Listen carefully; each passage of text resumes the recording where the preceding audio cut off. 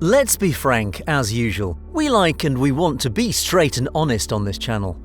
What we know about COVID-19 is that nobody knows anything about COVID-19. Every day, we listen to virologists, politicians, doctors, and gurus of this and that, and we wonder why each and every one of them says the opposite of the others. Even officials at the World Health Organization don't seem to know what they're doing. It's quite frustrating, we know, and we fully sympathise with you. We feel the same. However, let's try to recap and put together that little we think to have understood, or at least has been proven with a certain degree of reasonability. On the 30th of January 2020, the World Health Organization declared the outbreak of an unknown virus as a public health emergency of international concern, confirming more than 7,800 cases globally. What convinced the WHO to declare such an emergency status was the detection of a cluster of viral pneumonia cases of unknown nature in Wuhan, a city in China. At the beginning of January 2020, approximately 1,000 people commenced experiencing breathing difficulties and symptoms of pneumonia after visiting or shopping at a seafood wet market in Wuhan. After an investigation, it seemed that those symptoms were first discovered in a patient since beginning December 2019. However, despite this patient being an inhabitant of Wuhan, it did not have any link with the mentioned wet market. As mentioned, from this relatively small cluster of 1,000 people, this unknown virus has infected more than 7,800 people in Wuhan only within a couple of weeks. Despite knowing so little, the scientists in China understood immediately that the contagiousness of this virus was very high. After clinical and laboratory tests on those patients, virologists came to the conclusion that this virus belongs to the coronavirus family, and most certainly it is a virus endemic in the bodies of bats and pangolins. After further investigations and trials, at the beginning of February 2020, the WHO classified the virus as SARS-CoV-2. SARS stands for Severe Acute Respiratory Syndrome. CoV stands for coronavirus, and the number 2 has the purpose to distinguish this virus from the first coronavirus, which affected China and some ASEAN countries in between 2002 and 2004. In any event, despite some people finding an interesting way to call this new coronavirus, I can name Kung Flu, COVID-19, or simply COVID from now onwards. Until here, we're all on the same page. Everything is proven and documented, and the whole scientific community agrees on this. But now, the problems arise. How did this virus manage to infect human beings? As usual, the world of conspiracy theories unleashes the hell in these circumstances, and COVID becomes part of illogical plots orchestrated by phantasmagoric sects to take over the world. However, nowadays, there are only 2 reliable scenarios. The first one is the natural mutation of the virus, which, after being exposed for years to human beings, has mutated its ability to enter human bodies and to trick our immune system. According to the scientific community, this is still the most likely scenario, and humanity has already experienced such kind of situations in history with other deadly diseases. The constant exposure to carcasses and manure of pangolins and bats may have caused one individual, likely at the mentioned Wuhan market, to be infected by COVID. Scientists call this as patient zero, despite in our story the alleged patient zero had no link with such a seafood market. Another scenario proposed also by a few scientists is the human manipulation of the virus. This does not necessarily mean that somebody was creating a bioweapon with the intent of spreading a disease globally. Genome manipulation occurs at several levels, including the study and DNA manipulation of bacteria and viruses, with the intent of understanding diseases and eventually finding a cure. In other words, a very costly negligence of a virologist may have caused the initial outbreak from a laboratory. It sounds very Hollywoodish, but it is still a scenario considered probable by global intelligence services and scientists. Let's move on a bit with the story. In March 2020, the situation went from bad to worse. Several countries outside China reported an increased number of cases.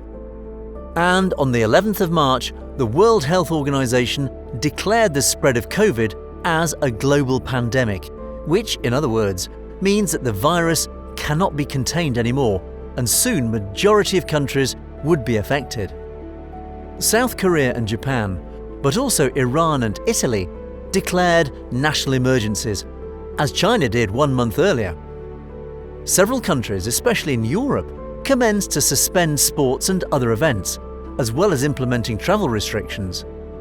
Given the incredible spike of COVID cases in the northern part of Italy, experienced in the second half of March, the Italian government decided to impose a stringent lockdown on the whole territory. It was the first country within the European Union.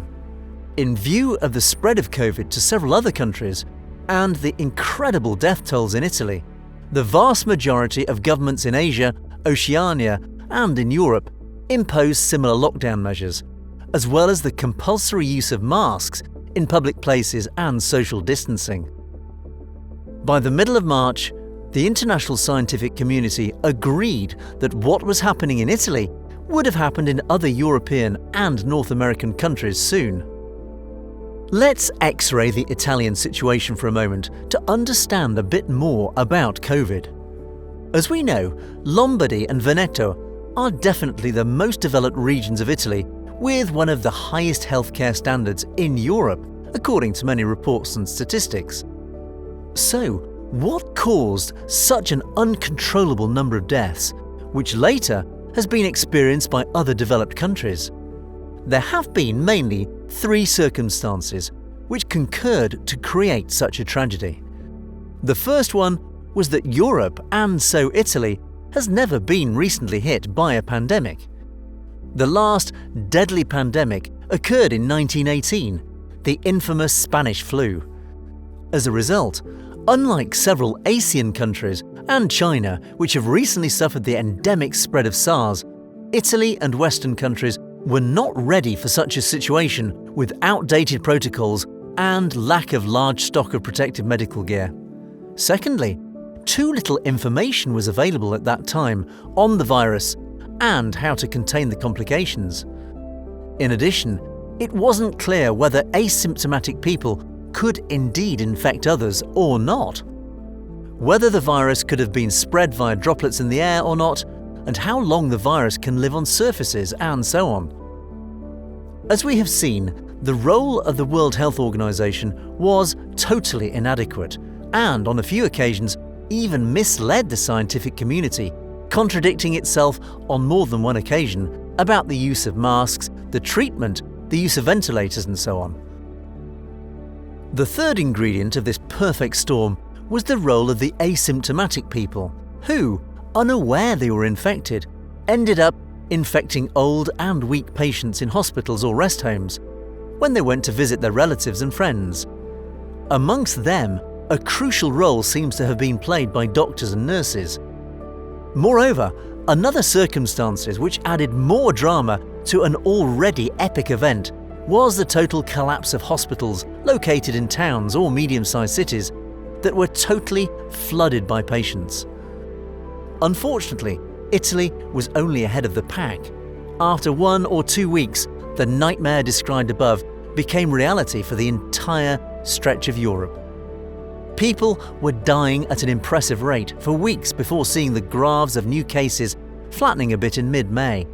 However, as soon as European countries saw the light at the end of the tunnel, the United States, South America, and Middle Eastern countries were hit by massive waves of COVID cases, leaving a trail of death, which is still sadly getting larger and larger as of the date of this video.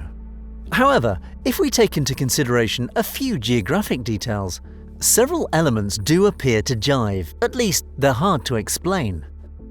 We're not implying anything pernicious, and it isn't our intent to foment conspiracy theories.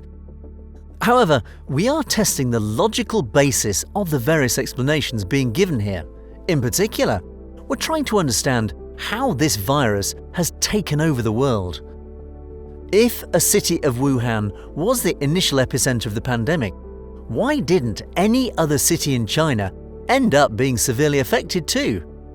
China nowadays is a developed country with millions of passengers taking daily domestic and international flights. A city like Bangkok, before the lockdown and the grounding of aeroplanes, used to have in excess of 50 flight connections daily with China, and more than 7 with Wuhan alone. How come Thailand has been almost spared by the virus, totaling only more than 3,300 cases as of the date of this video? Let's go back to Italy, where highly touristic cities like Rome and Florence have not been hit as hard as Milan or Bergamo, cities famous for being the economic engine of Italy. Are we really concluding that businessmen can carry the virus but tourists can't? We question the scientific basis of that view. As of today, all these questions remain unanswered, and the international scientific community is interrogating itself on these aspects. We're curious to read your views in the comments, and we hope to understand a bit more of this virus with our followers. So we hope you enjoyed this one, and we'll see you next week. In the meantime, please comment down below, like, subscribe below, and don't forget to turn on your alerts. We'll see you soon.